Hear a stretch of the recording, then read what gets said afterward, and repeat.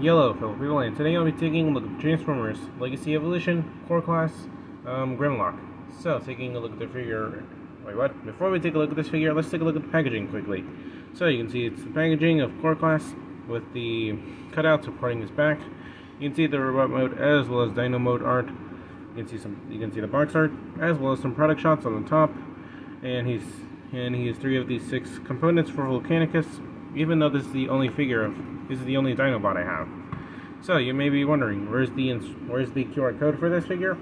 Well, like Iguanus, it's in the instructions. So scan it and be right back. So taking a look at the bio here, and dang it, we cannot escape that weird lighting effect. Anyways, so moving on, you can see he's an Autobot. His ultimate is a T-Rex. He's the Dinobot commander. He's from the G1 universe, and he's a Dinobot. And his signature weapon is the double-barreled rocket blaster, which launches high-combustion rockets that cause massive damage. And he's among the most powerful of the Dinobots. His merciless demeanor and fearsome strength strike terror into his enemies, and he combines with the other Dinobots to form Volcanicus. He has 10 in strength, 7 in intelligence, 3 in speed, and 8 in firepower. Okay, so taking a look at Grimlock in his robot mode, and the painting and sculpting on this figure is pretty good. So, for a core class figure, he looks pretty accurate to the G1 design. Though there are some unpainted parts, I can let that slide considering it's a core class figure. Though it would be inconsistent considering Iguanus. Anyways, so yeah, some parts are unpainted, like on the chest and the legs, but okay. And there's a lot of sculpted and detailing, which is pretty cool. And taking a look at that head sculpt, you can see how it looks very good. Look at that. Look at that. It looks very good. I like how the blue visor is properly painted instead of just whatever the frick Series 86 Ratchet was. And yeah, it does not look that bad. I like how it stands out compared to the black. And when you flip his head around, you can tell that it's hollow and that it's painted for some reason. Why did they even do that?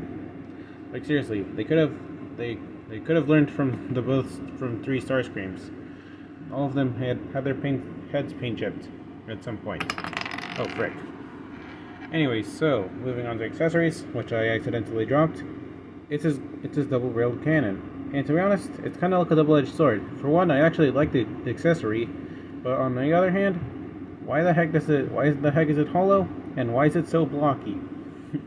Anyways, you can place this on his hand, and what I find pretty interesting is how this figure's gun is actually painted. Like on the bottom of you can tell that the tail has a sort of a shimmering effect to it, and that's actually painted. You can plug this onto his hand, and yeah, it looks blocky, and I kind of find it confusing why they even made it look like that. Anyways, so another cool thing about it, it's Blush compatible. So bringing into Blush effects. Sorry, I accidentally burped. And there you go. Anyways, so moving on to my problems. Not only is the gun a bit too bulky or blocky, but it's also the lack of an elbow rotation. Considering how they could have integrated a ball joint instead of a mushroom peg, it would have at least helped with the visibility, and it wouldn't really hinder the transformation at all. Neither combined mode.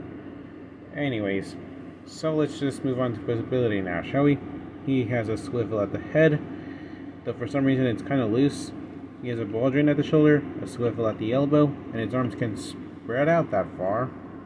He has a butterfly joint due to his combined transformation. Due to his transformation, he has a ball joint on his thigh, and he can kick that far and back that far, and an over 90-degree knee bend due to his transformation, and it's on the ball joint as well. And he also has a waist swivel, even though it's not entirely necessary.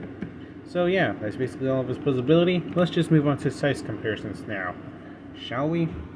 Here we are compared next to the Piggy Duo, as you can see right there. Here we are compared next to Battle Class Shockwave, as you can see right there. And here we are compared next to some of the other core class Autobots, that being Optimus, Bumblebee, and his creator in the G1 cartoons, Ratchet. Oh frick. Oh, just because Bumblebee's minifigure Spike. And here we have right next to Shockwave. And right next to the Power of the Primes Grimlock, since that's the only Grimlock that I have that could scale well with other figures. And here we have right next to Kingdom Megatron, as you can see right there. So let's move on to his transformation now, shall we? So first thing you're going to do for transformation is going to take out the weapon, as always, rotate the arms, then you can just bring out this back part, and then you bring these panels and tap them together, fold down the head, then you can rotate the legs like this, slide these legs together, oh frick, bring this peg so that it covers part of the neck, then you can just fold the legs into there to form the part of the tail and part of the back, and then you just bring in the gun and plug it in between these two half ports to form the rest of the tail. And here we have him in his dino mode. And honestly, this is a pretty neat looking T-Rex mode, if it weren't for the fact that his tail just looks chunky. Like, look at that. That is utterly cursed. Why would they do that? Other than that, painting sculpting is actually pretty good, though I kind of wish they added an Autobot logo in the center there, considering there is an indent that indicates that it's supposed to be there. Anyways, my only problem with this actual figure itself in Dino mode is not only that's actually pretty funny. It's not really a problem for me, it's just really funny. It's the fact that he has no opening jaws. Seriously though, why? Why though? Why? Anyways, let's just move on to posability. His head can look up and down, and he has the same rotation on the dino legs, like the robot mode arms.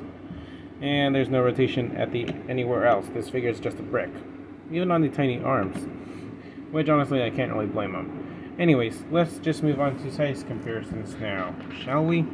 So here we have him next to the Piggy Duo, as always. Here I am next to Battle Class Shockwave. Here I am next to Kingdom Paleotrex. Stay still. As you can see right there. Here I am next to Kingdom Megatron. As you can see right there. And here I am next to Jurassic World Rexy. I finally compared a T-Rex compared to an actual T-Rex.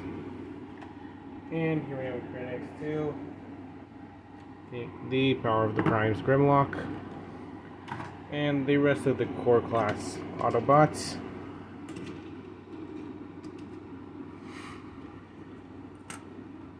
And core class Shockwave. Oh frick. So, there you go. So, yeah, there is more to this figure. Let's be right back. So, because of how he's a component of Volcanicus, he has a combined mode. So basically what you're going to do is unpeg this tail and plug it onto the two ports on his legs, like so. Rotate the arms, and then you just rotate them around and tap them together via the tabs over here and the ports over here. And basically what you're going to do is you can see this newly formed tab that's going to plug in onto the slot in the crotch piece. There you go. Now we move on to the top. So basically rotate the head and split this apart, rotate this part, this panel I meant, and tab that over there via this tab and this port, and then you just fold that down, properly aligned, just fiddle around with this, and there we go. There we have him in his combined mode. And honestly, it's kind of too early for me to judge this, considering I don't even have sludge or slag. Yeah. And what I prefer doing, because I don't really like the asymmetry on this, is I usually just plug this onto there, like that. It's at least symmetrical, but it covers the head. Anyways, so yeah. And in case I don't get all of the components, I can just do this. So basically leave that like that, and just bring this tail piece, this tail weapon, and plug it in between the legs, and then you just flip this peg down, and yeah, it's a gun mode. It's the gun mode that I thought of about a few weeks ago. And funnily enough, I have Power of the Prime's Grimlock, who never has any accessories aside from the combiner feet. Oh frick. Anyways, and funnily enough, he can actually hold it, and he doesn't have a problem with that, as you can see right there. That's pretty cool. Anyways, so my real final thoughts on this figure. He's pretty good. So I don't really hate the robot mode. It does have some problems, and the transformation was actually really fun. I really enjoyed it. And the Dino mode is also pretty good. And the combined mode, it's too early for me to judge that. Gun mode though, that's pretty cool. 10 out of 10. Anyways, so this is basically it for this video, and I'll see you guys next time. Bye now.